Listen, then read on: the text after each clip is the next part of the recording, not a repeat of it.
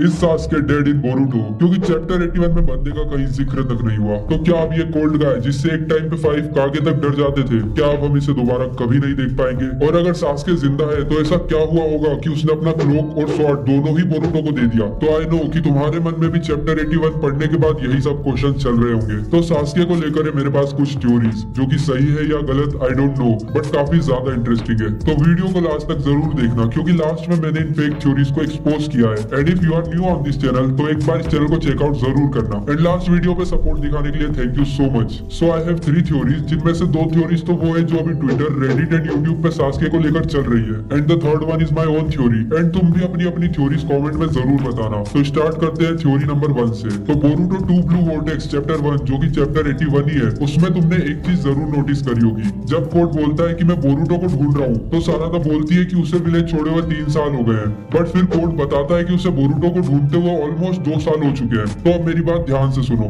सारादा बोली 3 साल, कोड बोला 2 साल, तो अब ये बीच का 1 साल है, इसमें जरूर code versus Boruto and Sasuke हुआ होगा। अदरवाइज कोड की लेफ्ट टाइम में ये स्कार भला कैसे आया और किसने दिया? और अब कोड के लिमिटर्स भी हट चुके हैं, तो सिर्फ गिने चुने लोग ही हैं जो कोड को टक्कर दे सकते हैं, जैसे कावाकी, सास्के, डायमॉन एंड बोरुटो। तो कोड ने कोनोहा पे अटैक किया नहीं था लास्ट 3 ईयर से, तो कावाकी एंड डायमॉन तो सीन से बाहर हो गए। अब बचे सास्के एंड बोरुटो। तो मुझे नहीं लगता कि सिर्फ 1 साल की ट्रेनिंग से बोरुटो कोड को टक्कर भी दे सकता है। तो अब बचा कौन? हाँ, सिर्फ सास्के। अब इमेजिन करो, कोड ने सास्के एंड बोरुटो पे अटैक कर दिया with his army, and Sasuke लड़ रहा है कोड से एंड बोरुटो लड़ रहा है टेन टेल्स की आर्मी से। एंड तुम्हारी जानकारी के लिए बता दूं कि लिमिटर्स हटने के बाद कोड जिगन से भी ज्यादा पावरफुल है। तो जैसे नारुतो का बैरियन मोड आया था, वैसा ही कुछ सास्के का भी कोई न्यू फॉर्म आया है, जो बस कोड की एक आई ही कट कर पाया। एंड देन कोड ने सास्के को मार दिया। फिर उसने सास्के की इटरनल मांगे की शारिंगन खुद को लगा ली, और इधर बोरुटो टेन टेल्स की आर्मी से ही लड़ने में स्ट्रगल कर रहा है। अब इधर से ही थ्योरी नंबर 2 स्टार्ट होती है। तो जैसे ही सास्के कोड की एक आंख फोड़ देता है, और इसी के साथ सास्के का चक्रा भी बिल्कुल खत्म हो जाता है, और वो अपनी लिमिट रीच कर जाता है। एंड देन कोड अपनी फूटी हुई आंख की जगह पर सास्के की ईएमएस लगा लेता है, और बोरुटो टेन टेल्स के आर्मी से लड़ते हुए इतना फोकस रहता है कि वो अपनी जोगन को फुली अवेकन कर लेता है।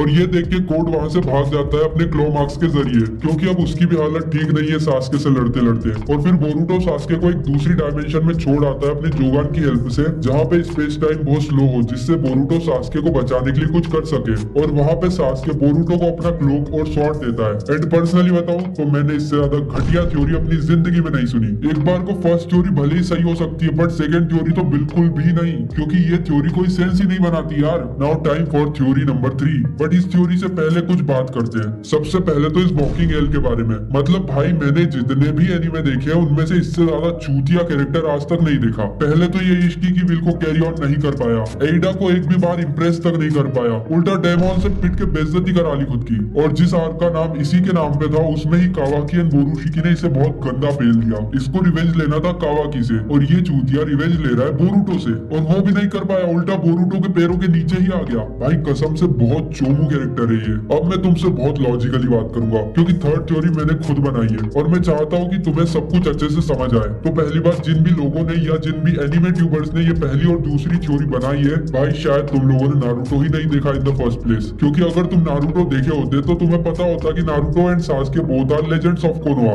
एंड इन दोनों की डेथ भी बहुत लेजेंडरी होगी। Even I should say this की मांगा के राइटर किशिमोटो भी सास्के या नारुतो को ऑफ स्क्रीन नहीं मार सकते, वरना वो इन दोनों की बहुत बड़ी डिसरिस्पेक्ट होगी। और असल में ऐसा कुछ हुआ भी नहीं है। तुम्हें याद होगा कि कुरामा की डेथ को ही इतना डिटेल में दिखाया था। तो इट्स ऑब्वियस कि नारुतो एंड सास्के में से अगर कोई भी मरता है, तो वो डेथ इतनी लेजेंडरी होगी कि तुम उसे कभी भूल नहीं पाओगे, जस्ट लाइक योर एक्स। और अगर सास्के मर भी चुका है, तो फिर 2-3 चैप्टर तो बस उसकी डेथ को ही डेडिकेटेड होंगे, जो कि एज अ फ्लैशबैक दिखाए जाएंगे। अब मैं तुम्हें वो थ्योरी बताता हूँ जो मैंने खुद बनाई है। सो तुम्हें याद होगा कि नारुतो अपनी ट्रेनिंग के लिए माउंट म्योगोकू गया था, तो शायद वैसे ही सास्के और बोरुटो विलेज से भागे थे। तब पहले साल सास्के ने बोरुटो को ऐसे ही जंगलों में ट्रेन किया होगा, बट कोड के बार बार अटैक करने की वजह से समहाउ सास्के बोरुटो को लेके with the help of Orochimaru या तो केव रुइची में या फिर ऐसी कोई सी जगह पर गया होगा जहाँ पे कोड उन दोनों को ना ढूंढ पाए, और शायद वहीं पे ट्रेनिंग के दौरान ही बोरुटो ने जोगान को फुली अवेकन कर लिया होगा, और फिर सास्के वहीं पर रुका होगा अपनी पावर्स को किसी तरीके से वापस लाने या फिर नारुतो को बचाने की प्लानिंग के लिए, और बोरुटो को अपना क्लोक और स्वॉर्ड दे दी होगी। एंड शायद ये कोइंसिडेंस है कि जब कोड सारादा से बात कर रहा था, तब बोरुटो कोनोहा के आसपास ही होगा, या फिर बोरुटो किसी तरीके से कोड को ट्रैक कर रहा हो, क्योंकि जिस तरीके से उसने कोड से बात करी, उससे इतना तो साफ है कि बोरुटो और कोड टाइम स्किप में बहुत बार एक दूसरे के आमने सामने आ चुके हैं। तो मैं बस यही कह रहा हूँ कि Sasuke is still alive somewhere और वो अपने आप को एक्सपोज नहीं करना चाहता है क्योंकि शायद उसके कुछ प्लान्स है। तो अब तुम मुझे कमेंट्स में बताओ कि तुम्हारी क्या थ्योरीज है इसको लेकर। क्या सास्के अभी भी जिंदा है या फिर अब उसका चैप्टर क्लोज हो चुका है? अगर तुम्हें ये वीडियो पसंद आई हो तो इस चैनल को सब्सक्राइब करना बिल्कुल मत भूलना। एंड